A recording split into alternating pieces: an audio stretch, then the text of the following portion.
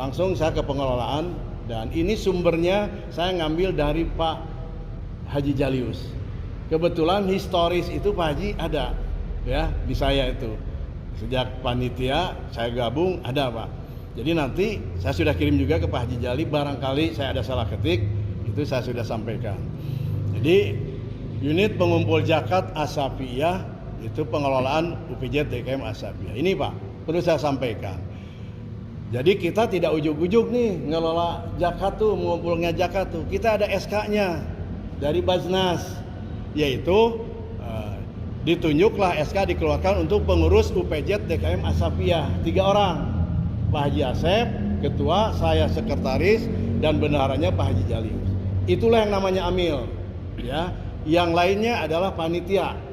Panitia itu kepanjangan daripada amil tadi, gitu kan. Nah, yang bertanggung jawab adalah amil.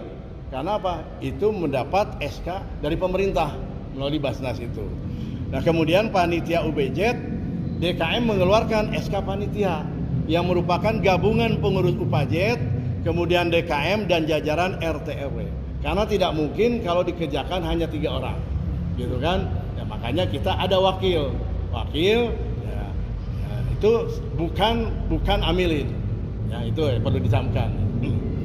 Kemudian hasilnya kita lapor ke UPJ desa yang merah, kemudian lapor ke UPJ kecamatan terkait dengan administrasi. Sedangkan untuk setorannya itu UPJ desa langsung ke rekening Basnas sesuai juklak ya itu. Nah, kita langsung setor ke desa kan gitu Pak ya.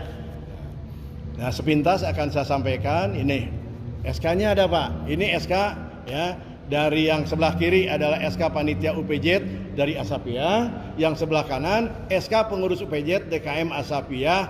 Jadi SK pengurus yaitu amilin tadi, yaitu dari Basnas. Setelah itu berlaku 5 tahun. Kalau ada perubahan, misalnya mengundurkan diri ataupun sakit ingin diganti, kita harus ngajukan lagi Pak. Nah, ini pertama kalau saya lihat kita punya dokumen seperti ini. Dan saya tidak melihat yang sebelumnya. Ini Pak. Nah, persentase pembagian zakat untuk 8 asnaf. Ini hasil koordinasi Pak. Saya dengan Basnas dan juga Lasnas. Ya kan? Ternyata dominan untuk fakir miskin itu adalah pembagiannya 60 sampai 80%. Tergantung keputusan atau kesepakatan daerah. Hanya 60% itu paling kecil. Jadi untuk fakir dan miskin. Nah, kita nanti dihitung berapa nih di Asapiyah ini. Kemudian fisabilillah angkanya antara 12,5 sampai 25. Nah, kalau misalnya fisabilillahnya banyak bisa sampai 25 maksimal. Nah, kita kebetulan di angka minimal 12,5 ya untuk fisabilillah dan 2 sampai 2,5. Angkanya ini yang kita belum dihitung Pak Jali berapa ya yang fisabilillah. Kemudian yang amilin itu 10 sampai 15. Kita berada di tengah-tengah. Kita dapat 12,5% plus aturan baru 20% Pak. Gitu kan? Ya untuk zakat ya 20%. Nah, yang lainnya itu mualaf 1%. Ini nggak kalau ke bawahnya itu kecil sekali lah persentasenya. Fokus kita adalah bagaimana membantu orang fakir miskin. Itu. Ini adalah sasaran dari Basnas dan Lasnas. Jadi jangan kita mengada-ada. Ini adalah pedoman. Kemudian ini penerapan JIS UPJ Masjid Asapiyah periode 21 sampai 25 ini dari Pak Jali saya ambil ya. Nah, itu terjadi fluktuatif, naik turun ya. Nah, di sini yang paling tinggi itu adalah pada tahun 2021 53 juta. Nah, sekarang tahun 2025 turun 150 juta. Nah, ini harus dianalisa kenapa turun, apakah muzakinya berkurang, mustahiknya nambah dan lain sebagainya. Ini mungkin perlu dianalisa.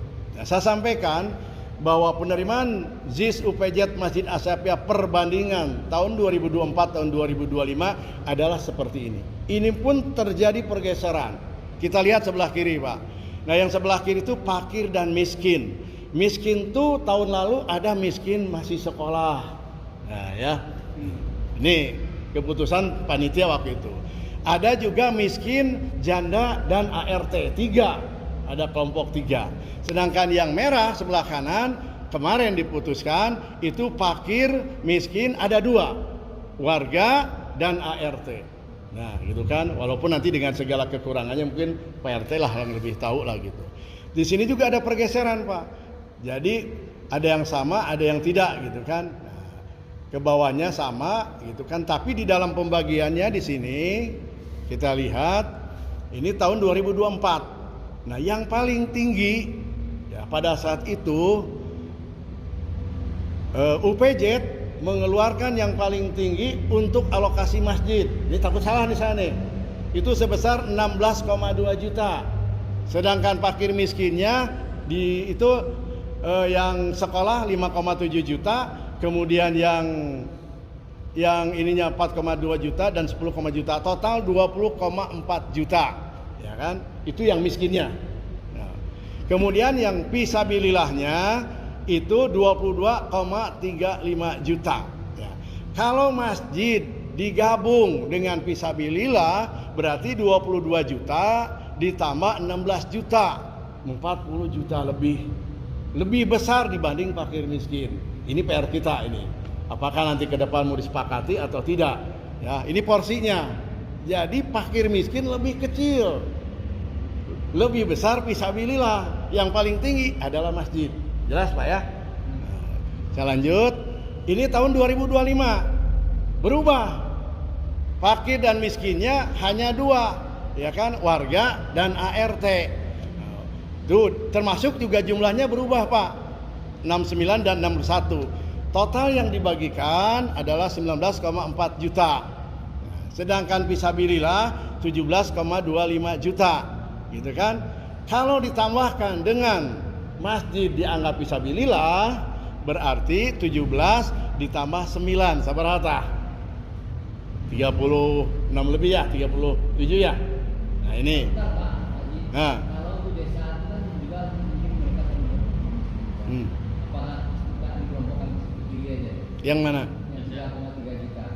Yang kan juga berbagikan ke fakir miskin. 3. Nggak apa-apa kalau ada angkanya nanti kita update. Ya kalau dimasukin juga kan angkanya nggak signifikan Pak ya. Tapi nanti saya nggak masukin angka karena saya nggak tahu angkanya. Nah ini koreksi bagus Pak. Jadi nanti kalau ada angkanya, jadi nanti masuk ke fakir miskin karena di desa juga. Betul. Sip, setuju Pak. Gitu. Saya nggak dicantumkan karena nggak tahu angkanya. Gitu kan. Jadi angkanya yang fakir miskin itu ada di desa Pak, paling ujung 3,3 juta. Tapi kalau dimasukkan pun itu tidak signifikan. Gitu kan. Nah ini catatan lah buat kita. Berikutnya adalah besaran distribusi zakat per orang kepada mustahik. Ini tahun 2024 Pak. Waktu itu kita bisa memberikan untuk fakir miskin itu ada sampai ke 250.000. Betul Pak ya? Nah ini datanya nih 250.000. Yang kemarin saya sampaikan Ya. Pak, karena memang ada tambahan dari para FTR kan. Jadi ini kalau sama juga. Saya bilang ketika tahun lalu itu anak sekolah fakir miskin yang berstatus anak sekolah itu nilainya lebih gede gitu. Nah kita kan ada protes. Kita kan nggak ada lagi istilah anak sekolah gitu. Jadi fakir miskin aja. Ini satu kan angkanya. Ya, oke saya hanya menyampaikan data aja. Nanti pun di diskusi ya. Nah, Gitu. nanti biar ada excuse-nya gitu Pak. Iya. Kenapa angka itu muncul? Nah. Setelah rapat kemarin kan. Betul gitu. Nah kemarin juga sebetulnya poin-poin ini tuh harusnya dibahas jangan pada saat akhir. Waktu diskusinya nggak ada Pak. Harusnya tuh sebelum tanggal 20 tuh sudah disepakati bahwa yang akan dibagikan tuh formulasinya ini.